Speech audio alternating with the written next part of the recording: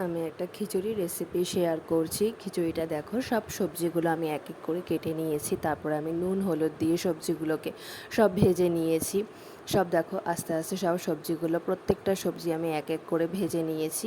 ভেজে নেওয়ার পরে কড়াইতে আমি শুকনো লঙ্কা, তেজপাতা, পাঁচ ফোড়ন, তারপর আমার আদাটা স্ক্রিপ হয়ে গেছে, আদা, কাঁচা লঙ্কা সবগুলো আমি ওখানে সম্বার দিয়েছি। যখন একটু সেন্ট বেরিয়েছে তখন আমি মুগ ডাল, গোবিন্দভোগ চাল, ওগুলো সবগুলো আমি কড়াইতে দিয়ে দিয়েছি। দিয়ে নুন হলুদ দিয়ে ভালো মতো ওগুলোকে আমি একটু ভাজা ভাজা করে নিয়েছি। ভাজা ভাজা করে নেওয়ার পরে আমি ওখানে পরিমাণ মতো আমি জল অ্যাড করেছি। জল অ্যাড করার পরে ওগুলো যখন ভালো মতো চাল ডাল সবগুলো যখন ফুটে যাবে, ওখানে আমি সব সবজিগুলোকে দিয়ে দিয়েছি। সবজিগুলো দেওয়ার পরে দেখো জলটাও শুকিয়ে গেছে। তখন আমি সেখানে ঘি অ্যাড করেছি, তারপরে একটু ভাজা জিরের গুঁড়ো আমি অ্যাড করেছি, আর পরিমাণ মতো একটু মিষ্টি দিয়েছি।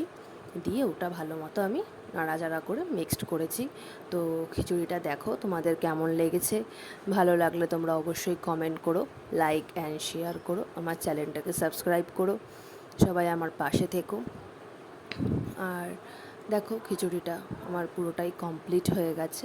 তারপরে আমি খিচুড়িটা সবাইকে আমি সার্ভ করেছি।